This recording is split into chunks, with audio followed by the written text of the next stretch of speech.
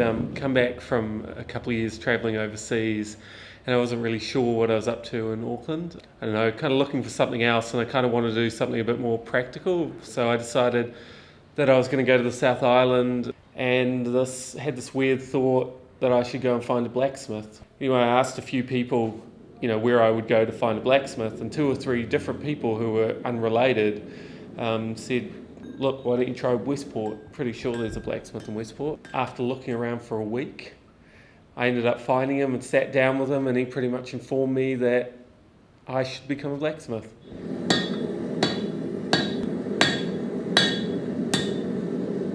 This blacksmith, Greenie, or Robert Green, was trained by an industrial blacksmith, but the course he ran was, I guess, a little bit more artistic. So I spent a year in Westport doing that course and emerged with I think it was a certificate in blacksmithing, welding and light engineering.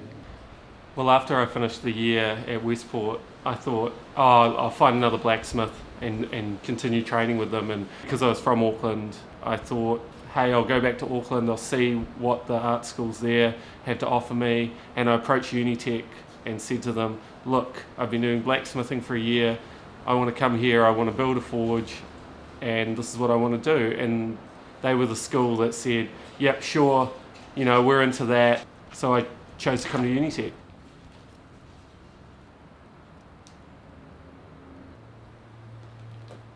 For me, the reason why I use a coal forge as opposed to just a gas one is because this is a lot bigger, so I can get a much bigger piece of steel in here than I can in the gas forge. The gas forge, is sort of this wide and that big. If I'm wanting to bend something that's a nice big circle, well, I can't get it inside the gas forge.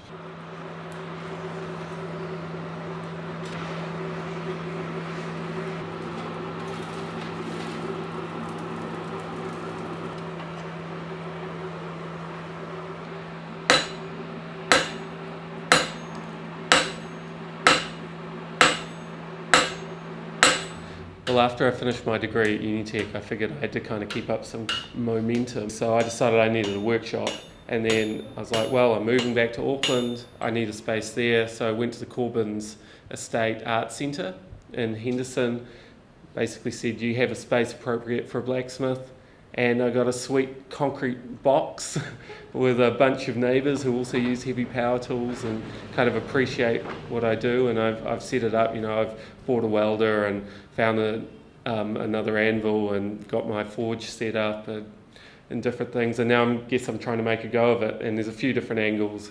I'm interested in the sort of sculptural side. I've started making bottle openers, which I'm hoping will be quite a good seller because there's not really any forged bottle openers that I've seen in New Zealand. They're quite unusual and quite unique. I'm hoping that there are enough people out there who value handmade goods, things that aren't made in the way that they used to be made anymore, and in the midst of mass production and our fast pace of life, that enough people appreciate a slower method of making things that produces a much more unique product.